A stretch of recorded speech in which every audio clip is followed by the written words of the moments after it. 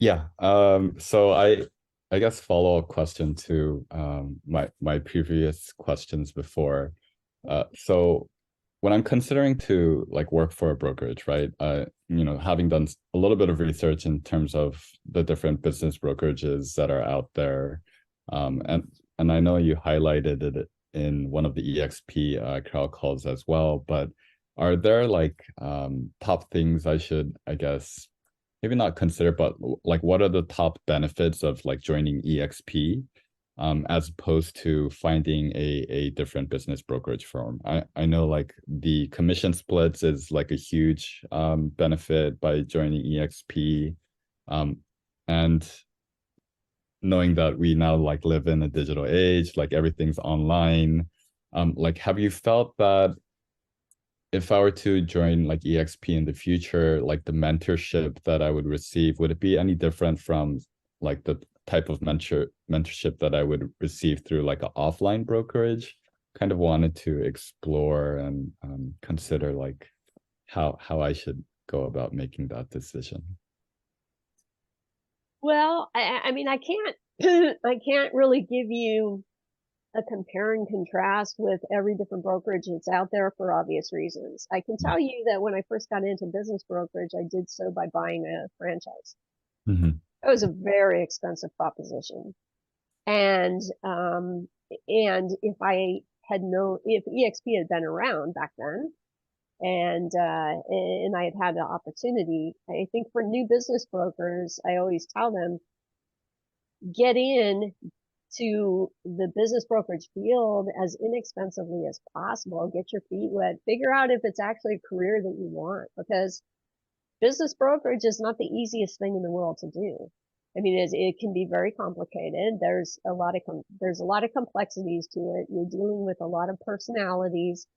You have to be a very good creative problem solver. So really, that is, in terms of your skill set to be successful in business brokerage, have to be a good you have to be a good creative problem solver.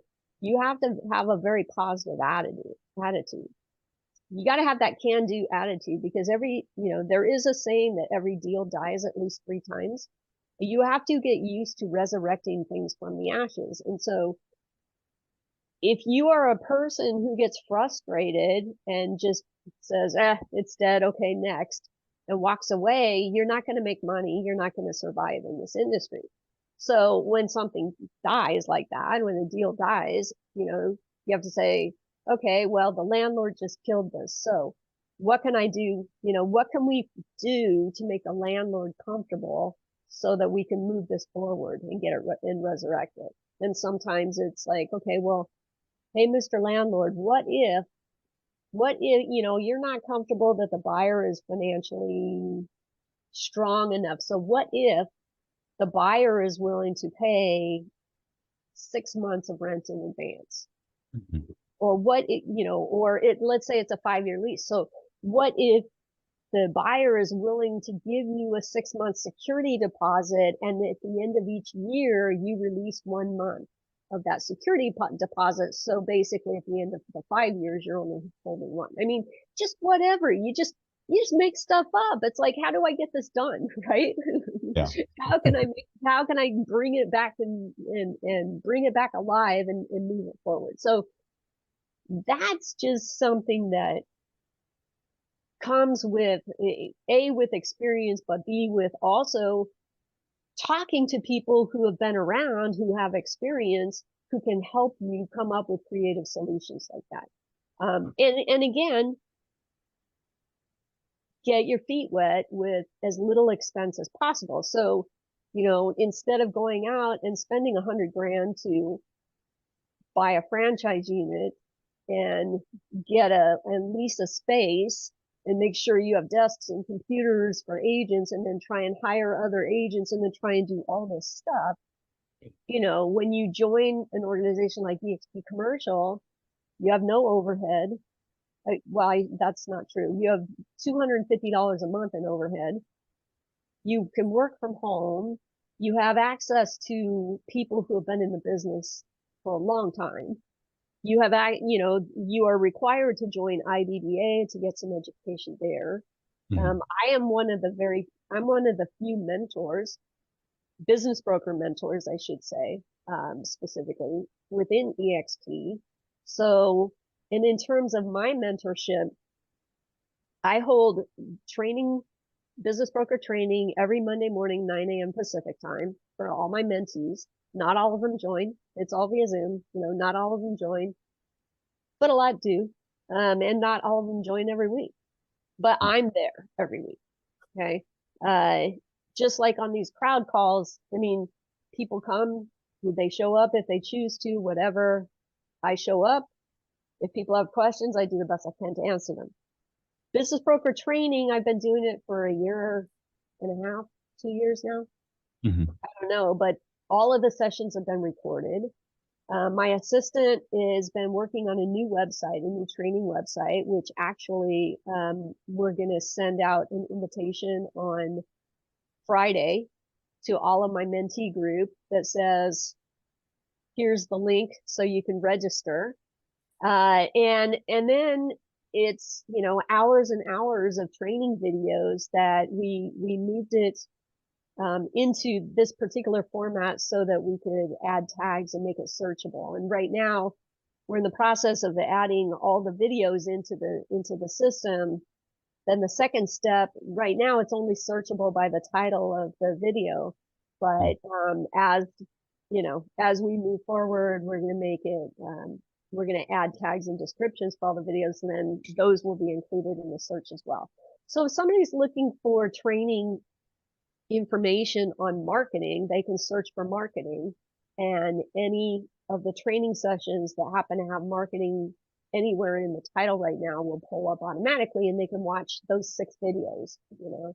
So that's going to be released on Friday, and that's taken some time. So I'm happy that we're getting that done. That's They awesome. have had, I mean, my mentees have had access to some training. It's No, just that it was in a different system, and we only had maybe 47 hours or 37 hours, I don't know, something. But we weren't continuing to update that because we were in transition, trying to figure out a different solution. So go ahead, Karen. Tawnya is being modest. I am one of her mentees, and I'm going to tell you how it really is. She has provided so much. So I've been a business broker 5 years, but out of the business for a good 3. So much has changed, especially with the technology. So here I am. I started in September, and it's like, then Tawnya introduces the training. Hey, we've got this all set up. Do you realize every time you can start from the training video number 1, and then if you actually do the things that she's suggesting in the video, you start making calls. Geez Louise, now you have something to work on. I have gotten down to the point where I watch a video, then I go talk to the client, because then I know what to say and I know what's being looked at. And I swear, so check this out. One time I'm in the middle of something, I call another mentee, that's one of your mentees, Tawnya, and I call and I say, hey, well, what about this? Because I couldn't find the video right away. I'm kind of new and I don't know everything. So that's why when she says rely on your team, it's not just her. Look at everybody on the crowd, man.